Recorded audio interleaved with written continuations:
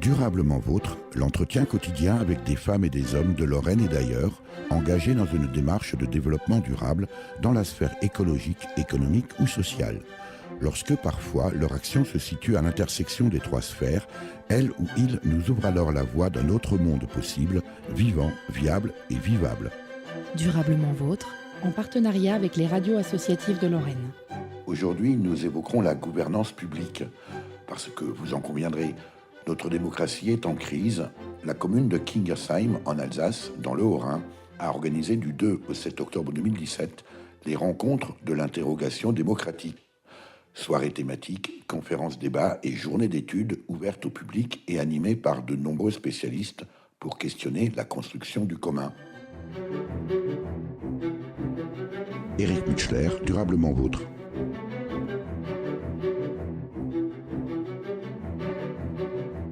Laurent Rich, bonjour. Bonjour. Laurent Rich, nous sommes ici dans l'Agora. Alors l'Agora, c'est une salle circulaire, on pourrait presque se croire dans l'hémicycle de l'Organisation des Nations Unies en plus petit, ici à la Maison de la Citoyenneté de Kingersheim, parce que aujourd'hui, c'est une des journées des rencontres de l'interrogation démocratique et nous aurons tout à l'heure, après sa conférence, on ira rencontrer Clément Maby, qui est maître de conférence à l'Université de Compiègne, qui terminera sa conférence sur le thème du numérique au service de la participation citoyenne. Les rencontres de l'interrogation démocratique, Laurent Rich, c'est quoi? Les rencontres de l'interrogation démocratique, c'est le temps où on se pose dans une démarche très engagée par Georges Pigalle depuis la fin des années 90. Qui est le maire de Kingersheim. Qui est le maire de Kingersheim, tout à fait. C'est le temps de se poser et de pouvoir s'interroger sur la question de la transition démocratique autour de plusieurs sujets qui concernent la cité, l'environnement, les citoyens. Et c'est pouvoir, autour d'un travail qui est fait au long cours par des habitants et la municipalité, c'est pouvoir reprendre le temps pendant 3 soirées thématiques, comme celle de ce soir, avoir un échange d'idées, des confrontations, de voir quel regard on peut avoir sur cette transition démocratique, si elle peut exister. Et puis demain, une conférence plus plénière, les jours heureux, qui nous permettra d'avoir un regard plus général, on va prendre de la hauteur. Et puis ensuite, les 2 derniers jours de la semaine, des ateliers sur lesquels, avec des experts et des habitants, des professionnels, des élus, des collaborateurs de collectivités différentes, d'associations, eh bien, on va travailler sur le fond. Et ce seront des temps d'études qui vont permettre de travailler sur ce sujet-là. L'ensemble de ces journées, Laurent Rich, pendant ces rencontres, sont ouvertes au public. Toutes ces journées sont ouvertes au public. Les 2 dernières journées sont plutôt réservées à des gens qui sont plutôt des professionnels ou des experts, mais ouvertes malgré tout au public qui souhaiterait. Mais l'idée, c'est que l'ouverture au public soit la plus large possible. Alors, vous avez parlé de transition démocratique, on entend beaucoup aujourd'hui parler de transition énergétique, un petit peu de transition alimentaire. Comment définiriez-vous, Laurent Rich, la transition démocratique ? La transition démocratique, en fait, comme le dirait Georges Pigalle, en fait, elle est un commencement de tout. C'est-à-dire que comme pour la transition énergétique, comme pour la transition alimentaire, écologique, l'idée, c'est de regarder comment on peut aller vers un autre schéma, vers un autre logiciel de pensée, dans notre façon de vivre, dans notre façon de penser, dans notre façon de collaborer ensemble. Et donc, c'est d'engager cette démarche qui nous dit qu'il n'y a pas une vieille économie, il n'y a pas une vieille histoire, il n'y a pas une vieille société. Mais par contre, il y a des enjeux qui sont devant nous, les enjeux climat, les enjeux sur la question de l'alimentation et pour tous, la question d'une participation plus forte au moment où les extrémismes prennent le pas dans notre pays, et qu'il est temps de regarder comment on peut se tourner vers autre chose demain, qui ne fait pas forcément table rase de tout, mais qui permet d'avoir un regard sur lequel on va agir de façon volontaire, sans attendre que des politiques cherchent à se mettre en place et n'arrivent jamais. Est-ce que ça veut dire, Laurent Rich, que c'est une remise en question de la démocratie représentative ? Bien sûr, d'une certaine façon. Alors, ce qui ne veut pas dire qu'elle est exclue. On a un système républicain qui existe avec un système représentant-représenté, mais il faut avoir un autre regard. Par exemple, la conférence de ce soir va peut-être mettre en avant qu'avec le numérique, eh bien, les habitants ils peuvent interagir avec les institutions, avec leurs élus de façon différente. Ils peuvent interagir entre eux. Ils souhaitent recevoir de l'information autrement. Donc, ça repose complètement les choses dans le rapport entre les représentants et les représentés. En tout cas, il est nécessaire d'avoir un regard complètement nouveau sur cette dimension-là, parce qu'aujourd'hui, il y a un fossé énorme qui existe entre les représentants et les représentés. On le voit bien. Les citoyens trouvent tout juste encore aujourd'hui un peu d'intérêt auprès de leurs élus locaux, qui sont encore celles et ceux vers lesquels ils se tournent le plus, mais on voit bien le désamour de la politique au niveau des échelons régionaux, législatifs, nationaux. Et donc, il faut qu'on arrive à combattre ce phénomène. Alors ici, à Kingersheim, dans le Haut-Rhin, près de Mulhouse, Laurent Rich, ce ne sont pas que des mots. Parce que le conseil municipal de Kingersheim fonctionne déjà d'une certaine manière sur cette forme de démocratie directe. Alors tout à fait. Pas plus tard que lors du dernier conseil municipal, par exemple, le maire a interrompu la séance pour que des habitants viennent prendre la place des élus et présenter un projet autour de ce qu'on appelle le poumon vert, c'est-à-dire une zone de 60 hectares sur lequel nous avons laissé des initiatives aux habitants pour qu'eux-mêmes nous fassent des propositions d'organisation autour d'une zone des étangs et une continuité, une sorte de parcours vert qui existe. Et donc, on fait ça sur plusieurs séquences démocratiques qui existent. On va le faire prochainement sur l'extinction nocturne de l'éclairage public, en partie dans la nuit. On l'a fait pour la réhabilitation d'un lieu de culte musulman en fin d'année dernière. Et l'idée, c'est que le conseil municipal puisse venir être alimenté par la production des citoyens. Les élus ne sont pas remis en cause, les représentants font toujours leur rôle, c'est toujours le conseil municipal qui délibère, mais le conseil municipal s'alimente des travaux qui sont faits par les citoyens. Mais en poussant la logique grecque, à la limite, au bout, parce que c'est un petit peu ce qu'on a l'impression de vivre ici à Kingersheim, Laurent Rich, est-ce qu'on peut imaginer que finalement, une proposition émanant peut-être du maire, Joe Spiegel, ou de son conseil municipal, soit totalement remise en question par la population et que finalement, eh bien, la décision prenne une autre dimension, une autre orientation que celle qui était initiée au départ. Bien sûr, on l'a fait il y a quelques années déjà sur la question du vote électronique. Vous savez que dans certaines communes, on vote de façon électronique et plus de façon traditionnelle, avec l'urne traditionnelle et le papier.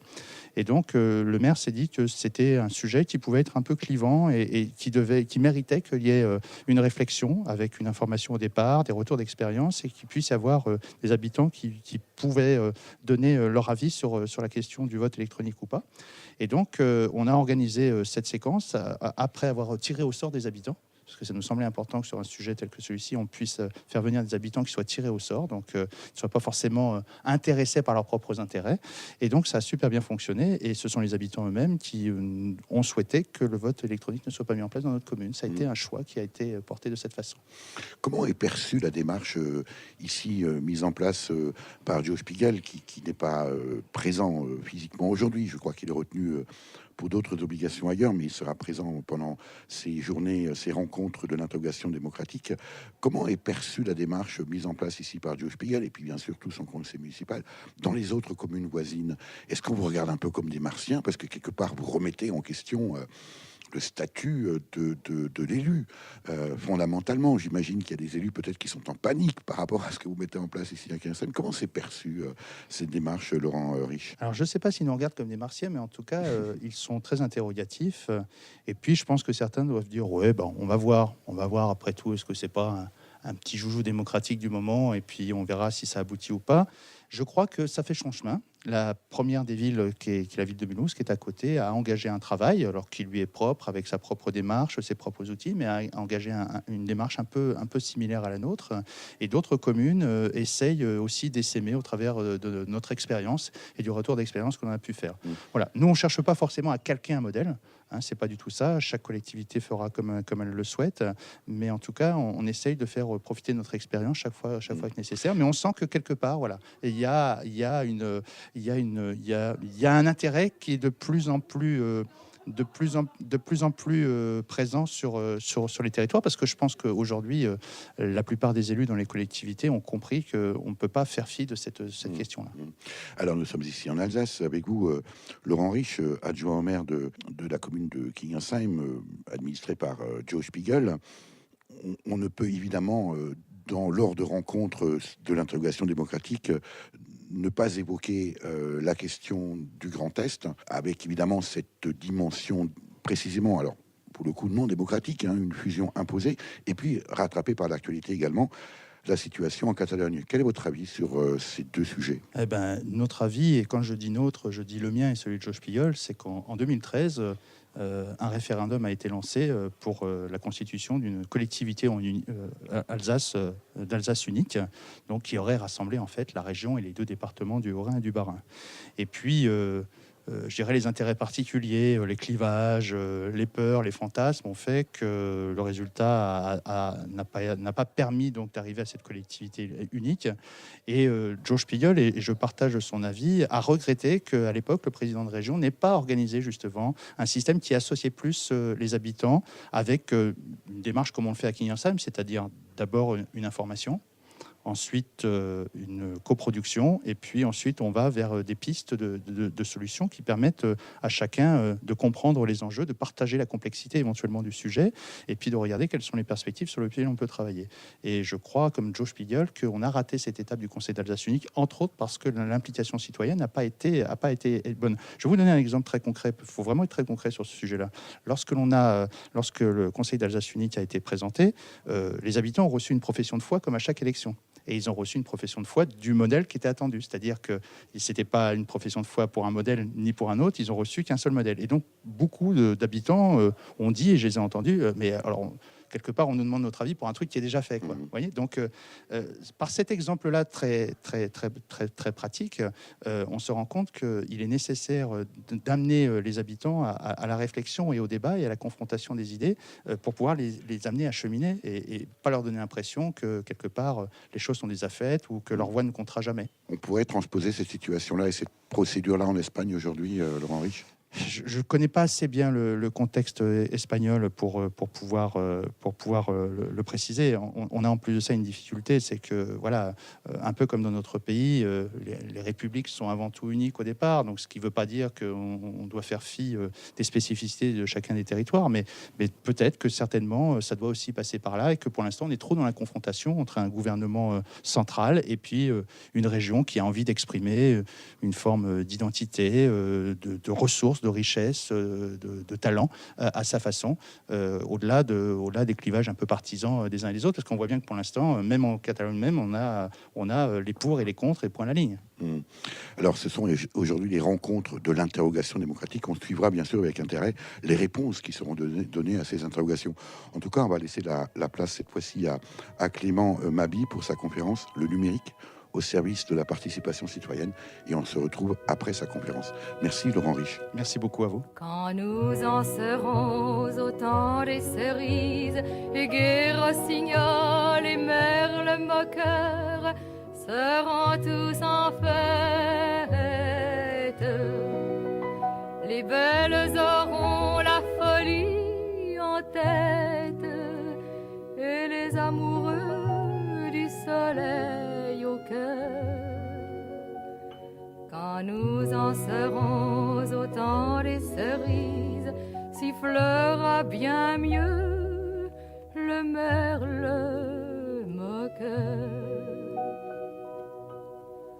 Mais il est bien court le temps des cerises où l'on s'en va de cueillir en rêvant des pendants d'oreilles. Cerises d'amour aux robes pareilles, tombant sous la feuille en gouttes de sang. Mais il est bien court le temps des cerises, pendant le corail qu'on cueille en rêvant. Quand vous en serez au temps des cerises, si vous avez peur des chagrins d'amour, évitez les belles. Moi qui ne crains pas les peines cruelles, je ne vivrai point sans souffrir un jour. serez au temps des cerises, vous aurez aussi des peines d'amour. J'aimerai toujours le temps des cerises, c'est de ce temps-là que je garde au cœur une plaie ouverte.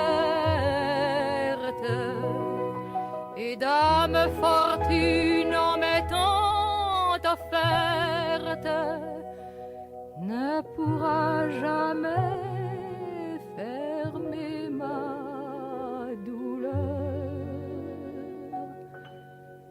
J'aimerai toujours le temps des cerises et le souvenir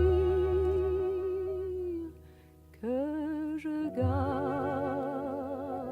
au cœur. Durablement vôtre, Éric Butschler.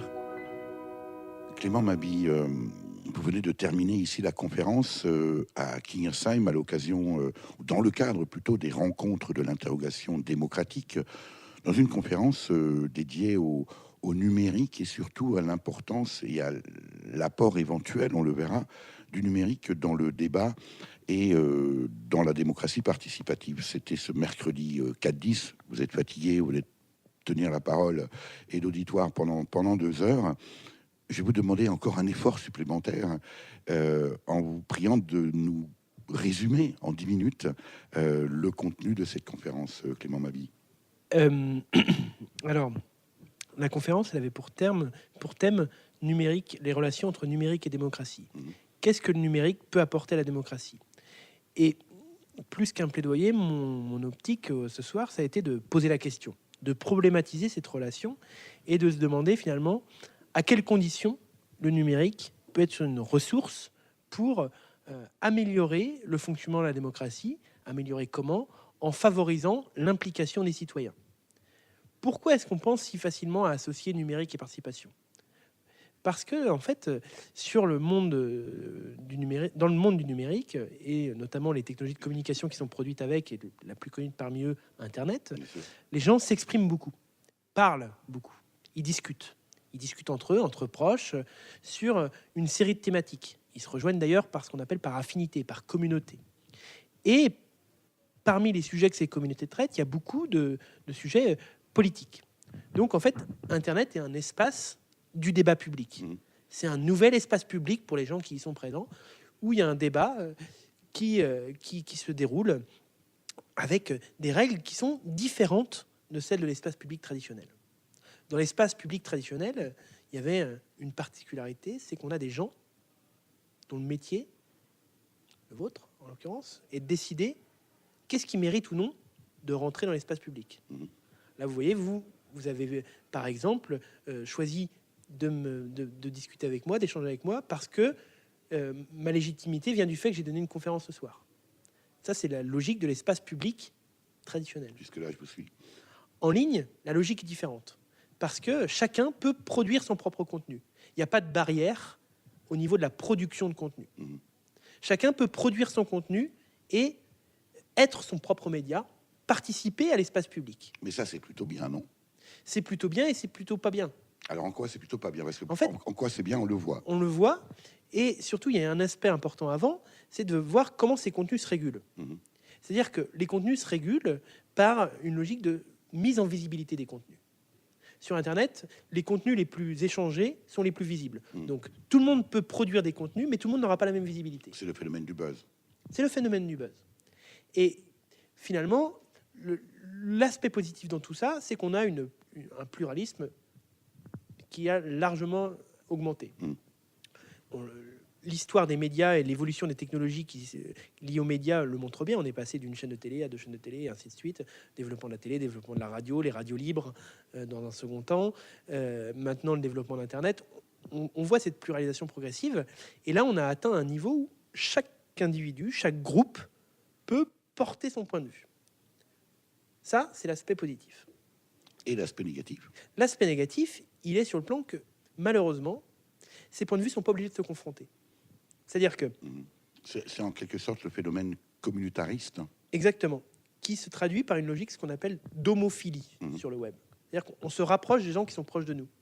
On échange avec des gens qui sont en général déjà d'accord avec nous. En même temps, Clément Mabi, est-ce que ça n'a pas toujours été le cas? Finalement, un lecteur du Figaro est un lecteur du Figaro. Il va trouver dans le Figaro, ou un lecteur de l'Obs, si c'est un lecteur de l'Obs, va finalement trouver dans ses journaux préférés le discours qui lui convient, qu'il recherche.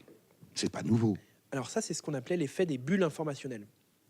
Sauf que entre un lecteur du Figaro, pour prendre votre exemple, ou un lecteur de l'UMA, on est d'accord qu'ils n'ont pas la même lecture de l'actualité, ni même la même lecture du monde qui nous entoure. Certes. Mais la grande différence, c'est que le lecteur du Figaro, le lecteur de l'UMA, a conscience de rentrer dans sa bulle parce qu'il achète son journal. Là, c'est un présupposé à vérifier peut-être. Hein. Ben non. Quand même, il y a un geste volontaire pour rentrer dans une bulle, pour accéder à l'information. Quand vous achetez un journal papier, vous avez bien conscience d'acheter un journal? Bien sûr, mais je peux très bien considérer que c'est le journal qui me donne l'information qui est de qualité, de valeur universelle. Si je n'ai pas la démarche intellectuelle et la curiosité intellectuelle d'aller chercher, si je suis lecteur du Figaro, de temps à autre l'humain pour confronter ce point de vue, je reste inconsciemment dans ma bulle. Oui, mais cet effet de bulle, il est quand même beaucoup plus limité. D'accord. Parce que maintenant, avec les technologies d'informatique et numérique, avec la classification qu'elle propose, on ne vous montre pas que vous créez dans une bulle. Parce que plutôt que vous montrer des contenus différents, on vous filtre ces contenus.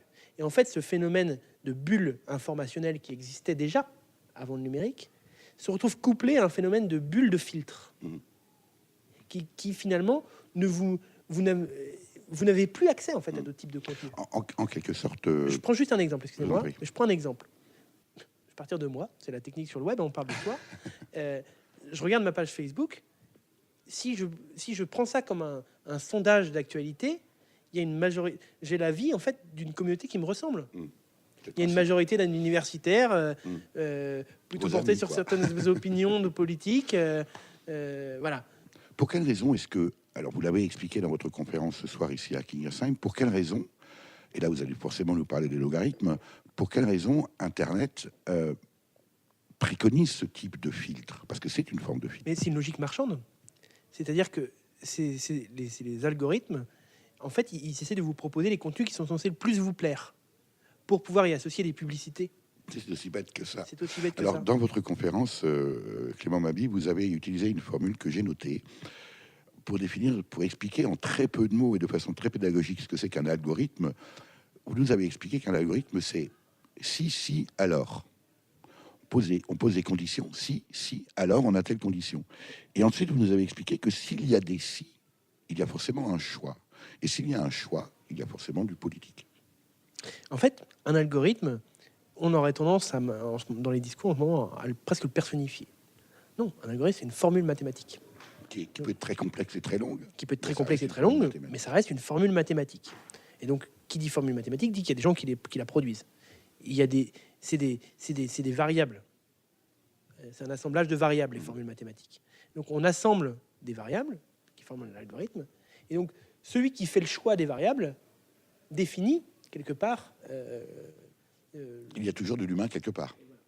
Alors, est-ce qu'aujourd'hui, Clément Mabi, il n'y a pas aussi finalement une crise de l'éducation? On dit qu'on est entré dans l'ère du numérique, dans l'ère de l'image également, de l'ère de la communication. Or, finalement, les enfants à l'école, les jeunes adultes, les adultes aussi eux-mêmes, ne sont pas formés au décryptage du message, ne serait-ce qu'une photo.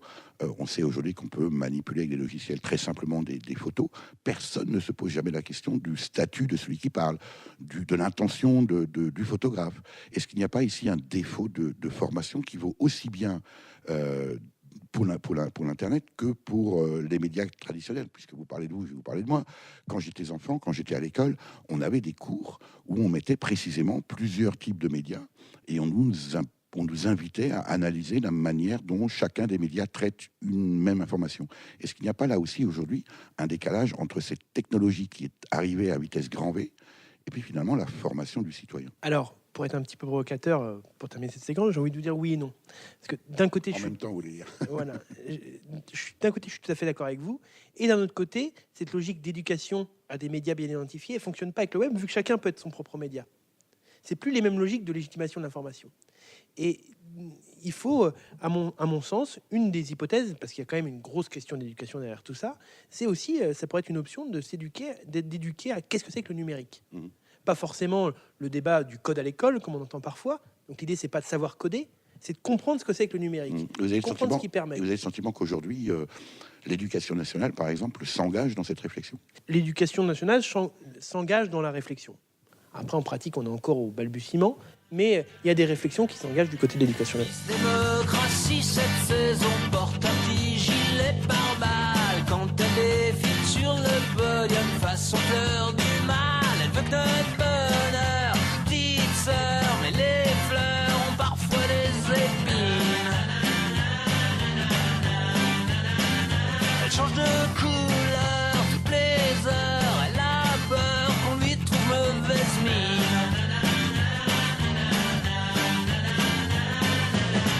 Alexandre, John et Jean-Paul nous répètent qu'elle est divine, que le bon Dieu nous a fait l'obol d'une beauté pour magazine. Permettez que je vous dise mes doutes, tout n'est pas si clair que ça. Miss Démocratie n'ouvre une route que pour Miss America.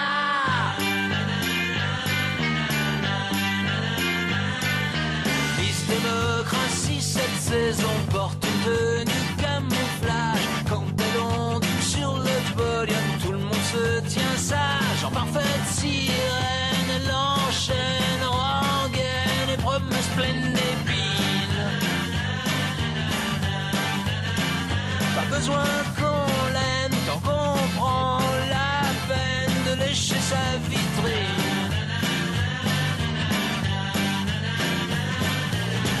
Car les Christian, Tom et Stella, regardez leur teint livide, leur bel âge jamais ne sera qu'une clope au crâne un peu vide. D'ici bas comme de tout là-haut, maintenant la vérité se voit. Miss Démocratie nous fait le show que pour Miss America.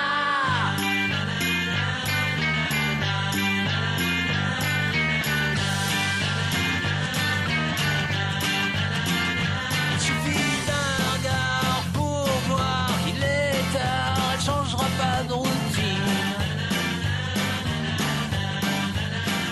J'adorais dollars en robe du soir, c'est assez synonyme.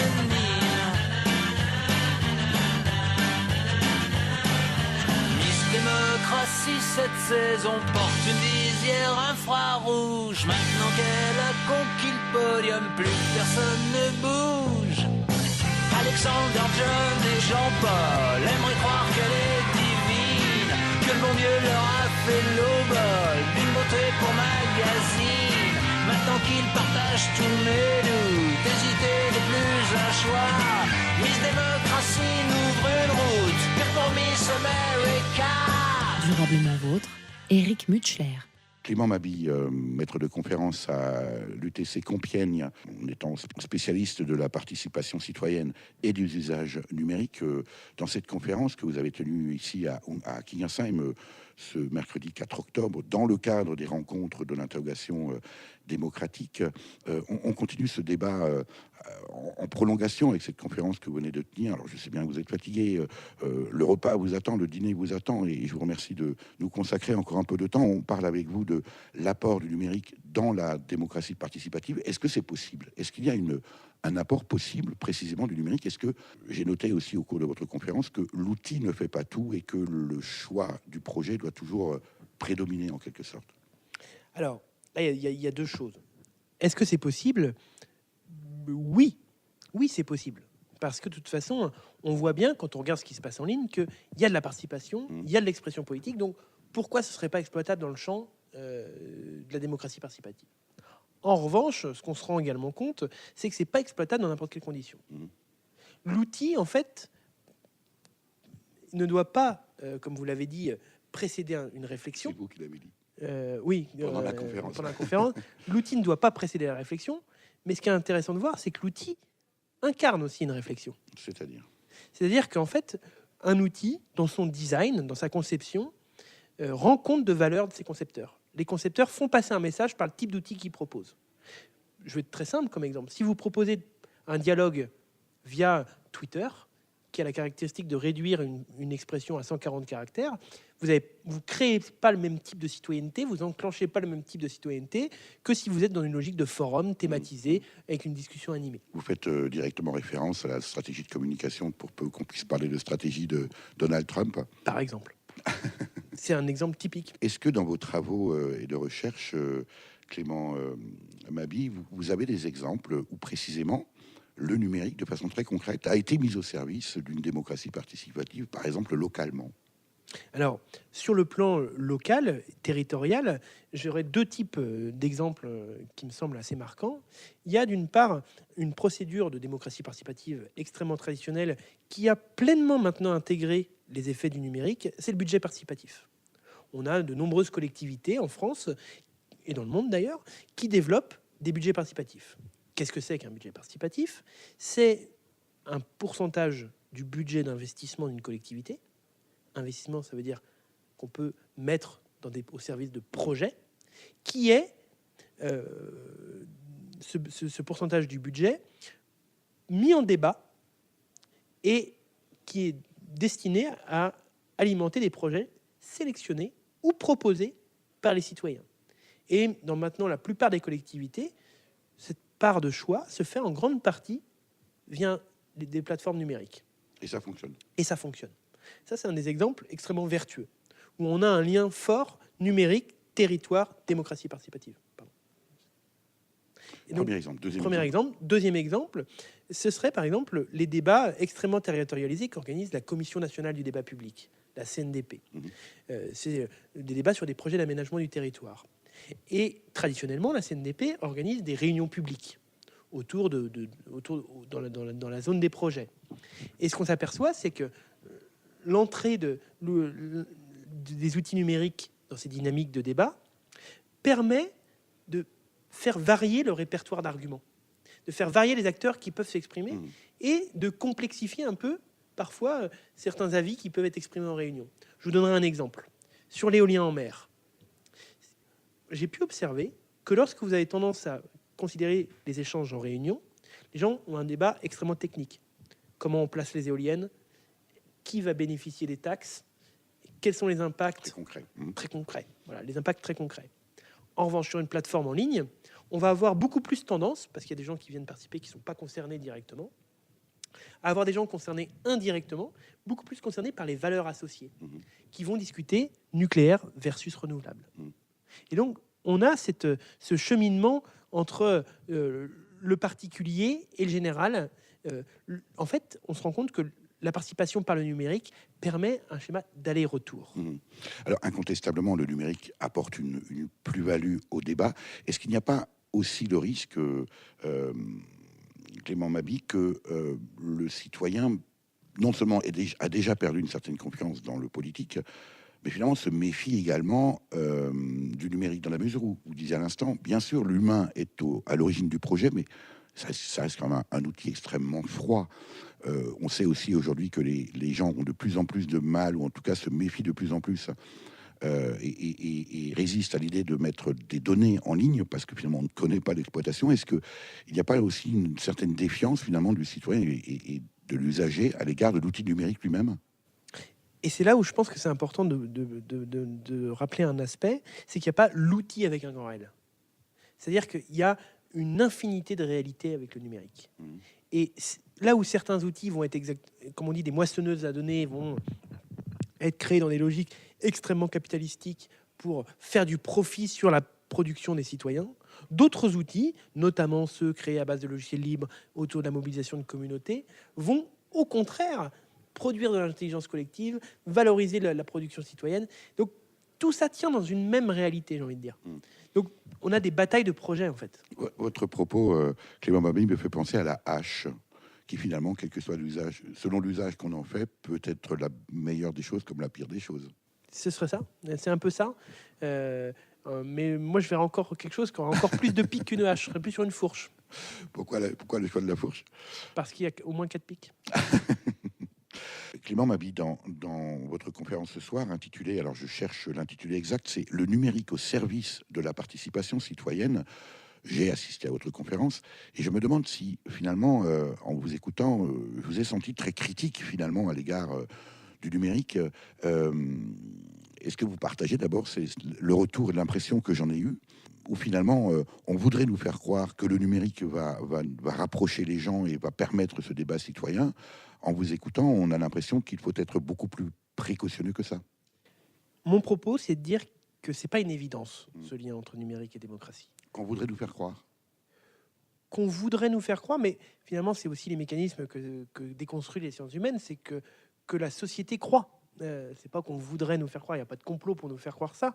C'est plutôt qu'on associe dans les imaginaires, dans nos représentations, assez facilement, parce qu'il y a aussi un vocabulaire partagé entre le vote, la participation, tout un tas de choses qui relèvent à la fois un peu, en termes de vocabulaire, de la démocratie et du monde du numérique. Or, on se rend compte que le numérique incarne une grande variété de projets politiques, une grande variété de visions du monde, une grande variété de visions de la démocratie qui sont en conflit. Et je crois que c'est ça le cœur de mon propos aujourd'hui, c'était de rappeler que l'univers numérique n'est pas pacifié. L'univers numérique est, comme à l'image de notre société, conçu sur des relations de pouvoir, des relations de domination entre acteurs par la médiation de technologies numériques. Ça, je crois qu'on l'a bien compris. C'était d'ailleurs brillamment exposé dans votre conférence, Clément Mabi. Vous êtes également, on peut dire, un enseignant-chercheur engagé dans la démocratie participative, la participation citoyenne en tout cas. Vous avez évoqué le fait que on sent bien une certaine critique, même si vous avez précisé qu'elle est à la marge. Votre sentiment, alors on va peut-être un peu quitter, encore que le sujet du numérique. Tiens, question qu'un enseignant-chercheur, le rôle du numérique dans la crise actuelle en Espagne et en Catalogne. Alors, à mon avis, et là c'est un bon exemple, parce que je pense que typiquement, on est bien sur quelque chose où le numérique joue un rôle de miroir déformant. C'est-à-dire que selon qui vous êtes et dans quelle communauté vous appartenez, vous n'aurez pas du tout le même avis sur le référendum en Catalogne quand vous regardez sur le web. Est-ce que ça veut dire, à la limite, qu'on peut même estimer que le numérique, à ce moment-là, est un frein au dialogue social? Mais je pense complètement que c'est un frein au dialogue social, le numérique. Le numérique sans règles, sans organisation de la discussion, le libre-échange ne favorise pas le débat. L'échange entre communautés favorise un morcellement et une fragmentation de l'espace public et limite l'échange entre les communautés sans le savoir. Et je pense que c'est ça le grand danger du numérique. On peut pallier à ce risque-là? Et si oui, comment? Moi, je pense pour pallier, il faut développer ce qu'on pourrait appeler des espaces tiers. C'est-à-dire des espaces où, à la fois, les communautés vont pouvoir, d'un côté, créer leurs arguments, développer leurs propres argumentaires, et ensuite avoir d'autres espaces, peut-être protégés par l'État, où les différentes communautés vont venir les confronter. Tout ça reste à inventer. Tout ça reste à inventer. Merci Clément Mabi infiniment pour cet entretien, et puis on va vous laisser dîner. Avec plaisir, merci. Ich habe den Eindruck, dass das, was die ganze Welt bislang in ihrem Innersten zusammenhält, wenn wir nicht aufpassen, auseinanderfällt, wie bei einem Erdbeben. Selbst das, was man bisher für gegeben hält, weswegen sich mir immer mehr die Frage stellt, in was für einem Land auf dieser Welt will ich eigentlich leben? Im Land, in dem ich leben will, herrscht Demokratie und statt skrupellosem Kapitalismus Gemeinwohlökonomie. Ein Land, das seine Ärmsten nicht noch zusätzlich sanktioniert und das mit dem bedingungslosen Grundeinkommen zumindest einmal ausprobiert. Dann herrschte nämlich von vornherein viel mehr Gerechtigkeit. Und für das, was wirklich wichtig ist, bliebe viel mehr Zeit. Ich wünsche mir ein Land, wo man sich gegenseitig unterstützt, wo man Mensch und Tier und Umwelt und Minderheiten schützt. Denn im Land, in dem ich leben will, gehört jeder Mensch dazu. Egal ob L oder G oder B oder T oder I oder Q, wo weder Hautfarbe noch Herkunft übereinbestimmt, sondern einzig und allein, wie man sich benimmt, ob man die Werte dieses Landes anerkennen kann oder ob man mit Frieden, Freiheit und Humanismus nicht sonderlich viel anfangen kann. Ich hätte ja nichts dagegen, will ich an dieser Stelle mal betonen, wenn all die Intoleranten und Rückwärtsgewandten irgendwo anders wohnen. Das Land, in dem ich leben will, wird regiert von einer Zunft, die sich von Besonnenheit leiten lässt, von Anstand und Vernunft. Menschen, die den Rechtsstaat und die Gewaltenteilung respektieren, die sich nicht zum Alleinherrscher aufspielen und per Dekret regieren.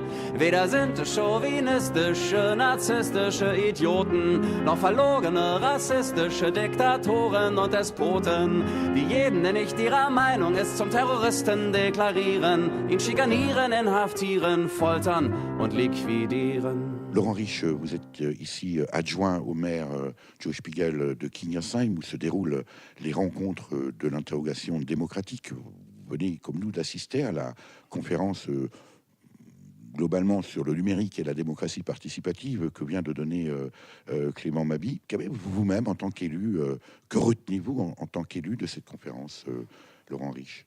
Ce que je retiens de cette conférence, c'est que de la même façon qu'on le porte dans nos démarches avec les habitants, c'est le projet d'abord, les outils après. Enfin, c'est sur la question numérique, c'est ce qui a été posé, c'est-à-dire le sens, les enjeux, apporter aux habitants l'information, le temps de l'information, le temps de la maturation, et ensuite vient le temps, non pas de la délibération, parce que le temps de la délibération reste aux élus, mais le temps de la décision, de la construction qui vient. Et les outils du numérique, leurs architectures, leurs fonctionnalités doivent nous permettre de fonctionner dans ce même registre.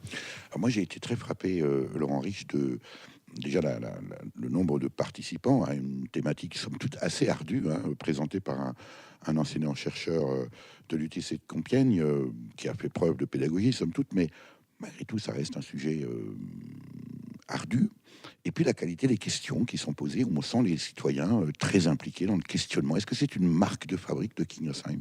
Je pense que c'est une marque de fabrique de Kingersheim. Déjà, l'intérêt pour cette conférence, si on l'avait sorti du contexte des RID, les rencontres d'interrogation démocratique n'auraient peut-être pas eu le même succès, d'une part, premièrement. Et puis d'autre part, le fait d'avoir amené cette conférence comme une question avant tout, est-ce que le numérique va faciliter la participation? Est-ce que le numérique va faciliter l'implication?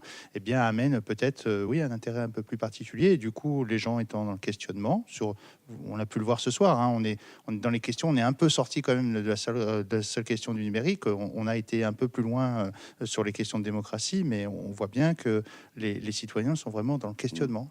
Le sujet est très ouvert, et d'ailleurs, on ressort de cette conférence avec peut-être beaucoup plus de questions qu'on en avait en arrivant. C'est le principe même. Alors, puisque précisément, Laurent Rich, vous évoquez la participation citoyenne, comment se fait-il que dans une commune administrée par un conseil municipal conduit par Joe Spiegel depuis, je crois, 5 mandats, qui a engagé, on le sait, c'est un exemple national, cette démarche de démocratie participative. Comment se fait-il, Laurent Rich, qu'à Kingersheim, vous ayez, malgré tout, quasiment à chaque élection, un Front National qui avoisine, qui flirte avec les 30%? Bien, on a surtout sur les derniers exercices électifs eu des questions nationales auxquelles il fallait que les habitants répondent.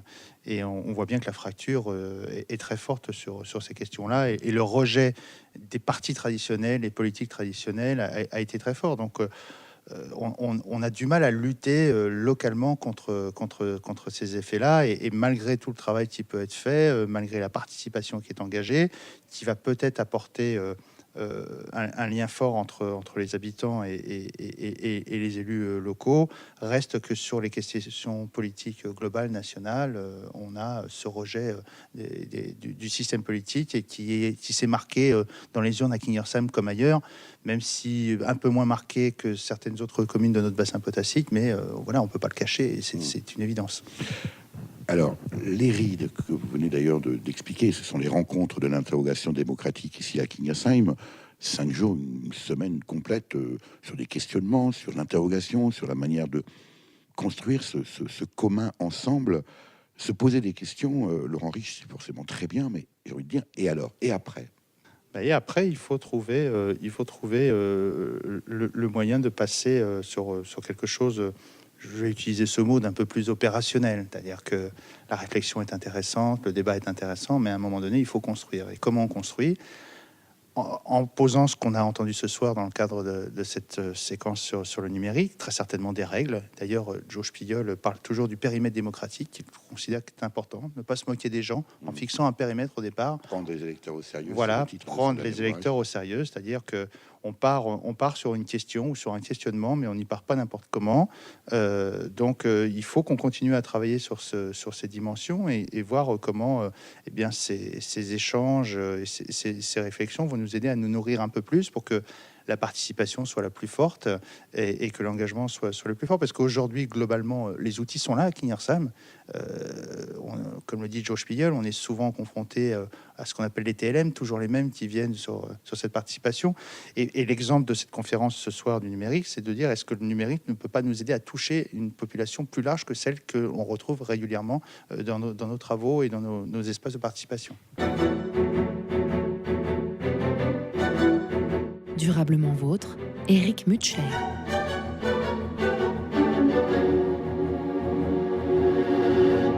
Laurent Rich, vous êtes adjoint au maire ici à Kingersheim, où se déroulent les rencontres de l'interrogation démocratique. On a quand même l'impression d'être dans un formidable laboratoire. On le disait en introduction ici de ce reportage. Même la salle dans laquelle nous nous trouvons, l'Agora, qui, je le disais tout à l'heure, ressemble à une mini-salle de l'Organisation des Nations Unies, l'ONU, parce que vous êtes dans cette réflexion. Joe Spiegel, on le sait, travaille cette question-là depuis de nombreux mandats. Un laboratoire, très bien.